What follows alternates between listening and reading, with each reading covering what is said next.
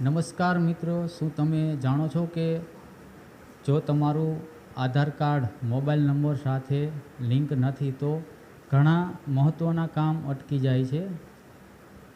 ધારો કે bank account ખોલવામાં KYC update, ration card KYC update, subsidy મેળવવામાં, પેન્શન, પાન કાર્ડ લિંક અથવા કોઈ પણ સરકારી યોજના ઓટીપી વેરિફિકેશન વગર કામ નહીં થાય. તો ઘણા બધા એવા પણ કામ છે જો તમે ઓટીપી વગર નથી કરી શકતા. આધાર કાર્ડમાં તમારો નંબર પણ આધાર કાર્ડ સાથે લિંક હોવો જરૂરી છે.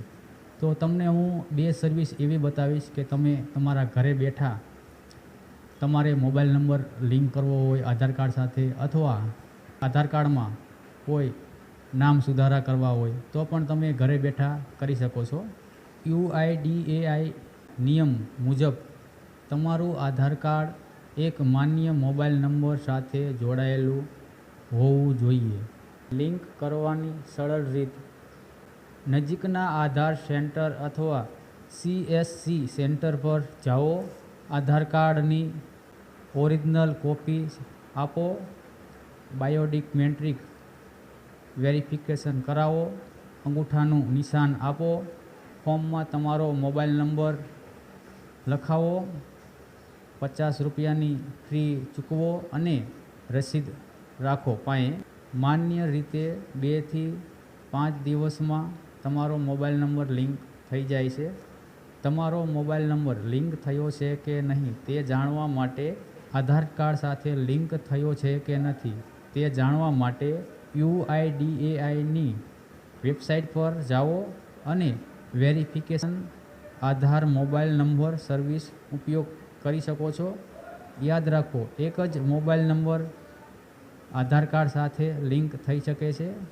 તો આપણે કહ્યું હતું કે વિડીયોમાં 2 સર્વિસ તમને હું એવી બતાવીશ કે આધાર કાર્ડને તમે ઘરે બેઠા પણ અપડેટ કરી શકો છો. તો પહેલી સર્વિસ તો તમારે એ છે કે તમારે આધાર કાર્ડ ટોલ ફ્રી નંબર છે 1947 પર તમારે કોલ કરવાનો છે. કોલ કરી તમારે કહેવાનું છે મારે હોમ સર્વિસ લેવી છે અને મારે ઘરે બેઠા આધાર કાર્ડને અપડેટ કરાવવું છે. તમને એક એ વેબસાઇટ આપશે. એ વેબસાઇટ તમારે તમારા કોમ્પ્યુટર અથવા મોબાઈલમાં ખોલી લેવાની છે. ખોલ્યા પછી ફોર્મ સબમિટ કરવાનું રહેશે. ફોર્મમાં તમારે લખવાનું રહેશે તમારું નામ છે, એડ્રેસ છે, પછી તમારો મોબાઈલ નંબર છે. આ બધું તમારે માહિતી અંદર ભરવાની રહેશે. એક તારીખ તમારે તેમાં સિલેક્ટ કરી લેવાની છે કે હું આ તારીખે મારે છૂટી છે, આ તારીખે હું ઘરે છું, તે તારીખ તમારે સિલેક્ટ કરી લેવાની છે. પછી તમારે થોડી ઘણી ફી પણ ચૂકવવી પડે છે. આ ફીને તમારે ચૂકવી દેવાની છે. પછી જે તમારી તારીખ હશે તે તારીખે તમારા ઘરે આવી અને અપડેટ કરી જશે. અને બીજી એક સર્વિસ તમારે એ છે કે ઇન્ડિયા પોસ્ટ સર્વિસ રિક્વેસ્ટ. તો આ બાજુ તમને સ્ક્રીનમાં હું બતાવી દઈશ. તમારે અહીંયા કણે એક સર્વિસ રિક્વેસ્ટ ફોર્મ ભરવાનું છે. આ ફોર્મ ભરી અને તમે ઘરે બેઠા સર્વિસ લઈ શકો છો. ઇન્ડિયા પોસ્ટ સર્વિસ રિક્વેસ્ટ આ સર્વિસ તમારા એરિયામાં લાગુ હોવી જરૂરી છે. આ માટે મેં એક વિડીયો પણ બનાવ્યો છે. તો આ વિડીયોને તમે પહેલાં જોઈ લેજો.